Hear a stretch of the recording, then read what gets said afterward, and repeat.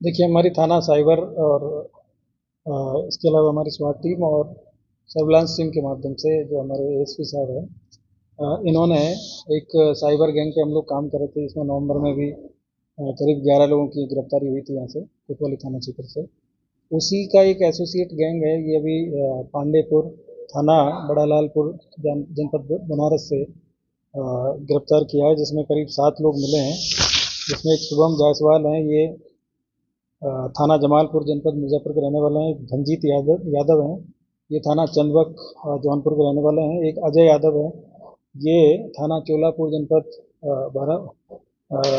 बनारस के रहने वाले हैं। अभय राय पुत्र बहादुर राय, ये थाना बलुआ जनपद चंदौली के हैं। अविनाश राय हैं, ये थाना अंडाल जनपद पश्चिम बर्धमान आसनसोल पश्चिम बंगाल के रहने वाले हैं। एक शुभम यादव हैं, जो कि थाना चोलापुर जनपद बनारस के रहने वाले हैं। और पीयूष यादव है, ये भी थाना गोरा बादशाहपुर जनपद जौनपुर के रहने वाले हैं। और इन सब लोगों के पास से करीब 15 लाख रुपए का सामान, जिसमें 51 मोबाइल फ़ोन इनके पास से बरामद हुए हैं, 4 लैपटॉप इनके पास से बरामद हुए हैं, और 42 एटीएम कार्ड हैं, 13 बैंक की पासबुक हैं, और करीब 80 सिम कार्ड इनके पास से मिले हैं। 4 बैंक की पासबुक मिली है, और एक फाइबर का जो राउटर है वो इनके पास से बरामद हुआ है। और ये पांडेपुर में एक जो मकान है, 2 मंजिला मकान था, उसको किराए पे लेके इन्होंने वहाँ पे एक कॉल सेंटर यहाँ पे बनाया हुआ था। और इनके सारे अकाउंट्स और इसकी हमें जानकारी की गई तो करीब 208 बैंक अकाउंट इन्होंने खुलवा रखे थे, और उसमें करीब पिछले 6 महीने में 95 करोड़ का ट्रांजैक्शन इनके अकाउंट में था।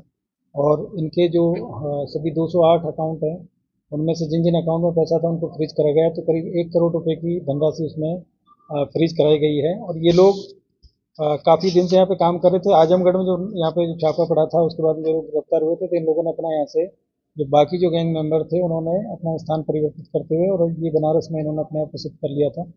और वहाँ पे ये लोग ऑनलाइन गेम्स, जो क्रिकेट बज के नाम से व्हाट्सएप और टेलीग्राम के माध्यम से ये लोग उसका एडवर्टाइजमेंट करते थे, और उसके बाद में सोशल मीडिया, इंस्टाग्राम, फेसबुक और इनके माध्यम से लोगों से संपर्क बना के और ये गेम खिलाते थे, और गेम के नाम पे उनको पैसा जितवाना, दुगना तिगना करने के नाम पे लोगों को मोटिवेट करते थे, गेम खिलाते थे। और उसके बाद में जब वो लोग उसमें इन्वॉल्व हो जाते थे, उसके बाद में जब बड़ी धनराशि जब लोग लगाते थे, तो उनका पैसा ये लोग उसमें से निकाल के और अपने बैंक अकाउंट्स में, अलग अलग बैंक अकाउंट्स में ट्रांसफ़र करके, और फिर उसको कई चैनल के माध्यम से बाद में या तो किसी कंपनी के अकाउंट में ये लोग ट्रांसफ़र कर देते थे, या फिर उसको कहीं एटीएम से जाके उसको विड्रॉल कर लेते थे। और ये जो पूरा गैंग है, ये वहाँ पे अलग अलग इनको काम मिला हुआ था, और ये लोग वहाँ पे काम कर रहे थे। तो ये काफ़ी एक ऑर्गेनाइज तरीके से इन लोगों के द्वारा ये काम किया जा रहा था। और इसमें जो टोटल जो लोग पकड़े गए हैं, 7 लोग पकड़े गए हैं, और ये 7 जो लोग हैं, इनमें से मिर्ज़ापुर के 1 हैं, जौनपुर के 2 हैं, बनारस के 2 हैं, चंदौली के 1 और 1 पश्चिम बंगाल के हैं।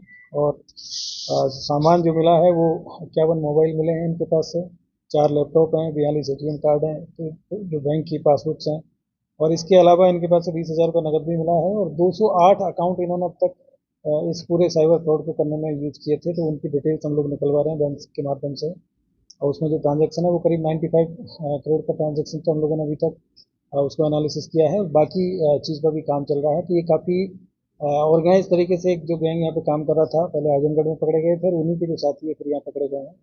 और बड़ी संख्या में ये लोगों को मोटिवेट कर लेते हैं, और आजकल सोशल मीडिया के माध्यम से और जो भी सोशल मीडिया प्लेटफॉर्म्स हैं, उनके माध्यम से लोगों को मोटिवेट करते हैं, और उसके बाद में फिर उनका पैसा ये ठगने का काम करते हैं। तो काफ़ी अच्छी जो कार्रवाई है हमारी जो साइबर थाने की जो टीम है उसके द्वारा की गई है। इसके लिए मेरे द्वारा जो पूरी टीम है उसको 25,000 रुपये का नगद पुरस्कार इसमें दिया जा रहा है।